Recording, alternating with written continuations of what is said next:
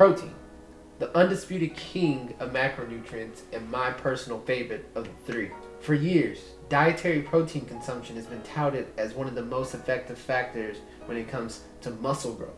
In fact, if you were to show a tub of protein to someone who doesn't even lift weights, their first reaction might be something along the lines of, bro, don't get too big, or lay off the steroids. They would naturally associate protein to gaining muscle or getting bigger. But what about fat loss? Today, I'm here to shed some light on this matter, and by the end of this video, I'll be giving you guys 3 solid strategies on how you can use dietary protein to help with fat loss. I want to start off by defining the 2 main factors in this problem: protein and fat loss. So what exactly is protein? According to WebMD, protein is one of the main 3 classes of food. Proteins are made of amino acids which function as a cell's building blocks. Cells need protein to grow and to mend themselves. Protein is found in many different foods like meat, fish, poultry, eggs, legumes, and dairy products. For the purposes of this video, fat loss will just be described as the total reduction in overall body fat. A reduction in body fat occurs when our body, or when we eat in a caloric deficit and our body begins to use stored fat as energy. In fact, a 2007 study comparing fat loss between diet and diet with exercise suggested that fat loss is entirely dependent upon having a negative energy balance, basically burning more calories than you consume. So now that we have the definitions out of the way, let's get into how we can actually use protein to help us burn fat. Strategy number 1, eat protein every meal. Foods high in protein are typically more satiating than foods lower in protein. I like to think about it like this. Imagine having a 6-ounce steak and imagine having 6 ounces of crackers.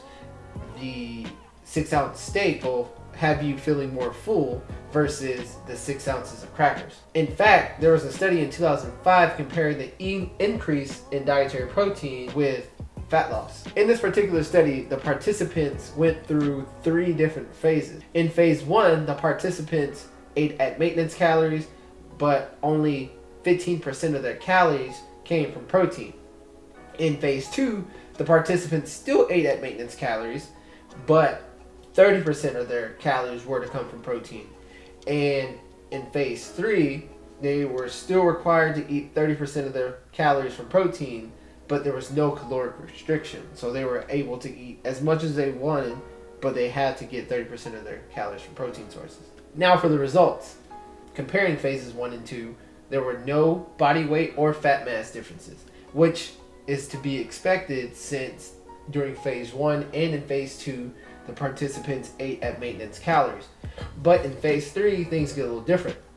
Remember, there was no caloric restriction in phase 3, but the participants in phase 3 actually ended up eating 500 calories less than phases 1 and 2. During phase 3, the participants actually ended up losing body weight and losing body fat. The authors of the study contribute their weight loss and their fat loss simply to the satiating effects of protein. The participants weren't hungry, and since they weren't hungry, they felt no need to eat as much as they did during phases 1 and 2. Applying this to our lives, we can do simple things like drinking a protein shake before each meal, eating leaner portions of protein with each meal, or simply eating the protein source a few minutes before your main meal, just so you reduce your risk of overeating. If you do this consistently over a long period of time and find some way to maintain a caloric deficit, the fat will be gone in no time. Strategy number 2, eat protein more frequently.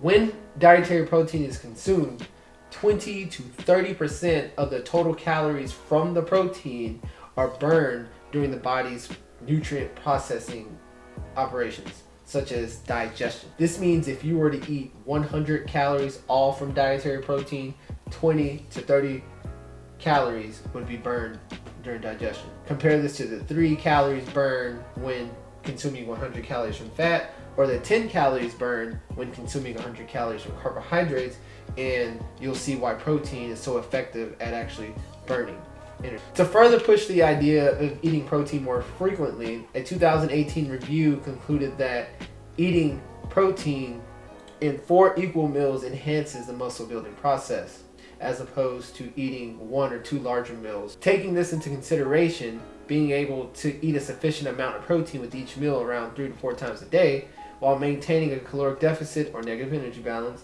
will not only result in fat loss, but a much better body composition, since the protein will help preserve lean muscle mass.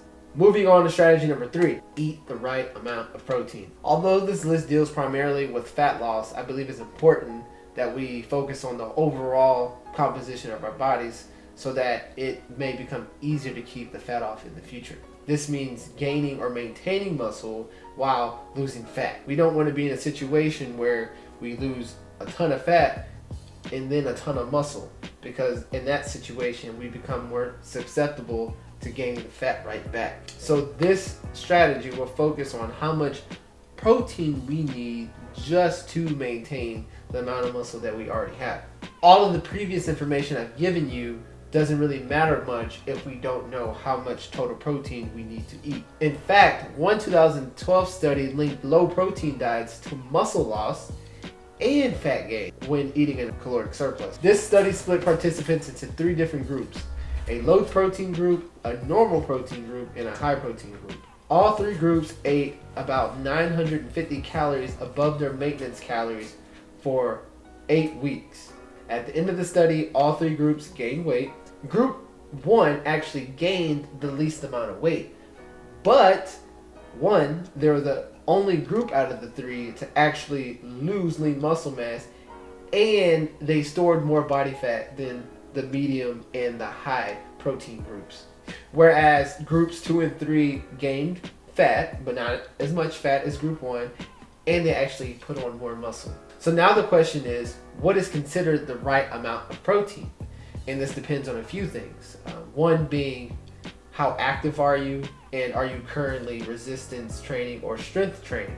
If you're not strength training or resistance training, then I believe the guidelines represented in this study would actually benefit you. A diet consisting of only 5% of calories coming from protein would be considered low, and you'd be at risk of losing muscle mass and gaining fat, versus a diet where protein is at least 15% up to 25% would be considered a good range. Now, if you are actively strength training or if you are actively resistance training, I would like to refer back to the 2018 review that we referenced earlier. The authors of this study suggest a lower limit of 0.73 grams of protein per pound of body weight per day and an upper limit of 1 gram per pound of body weight per day. So as an example, a 170 pound person would need to consume between 124 and 170 grams a day to reap the full benefits of protein.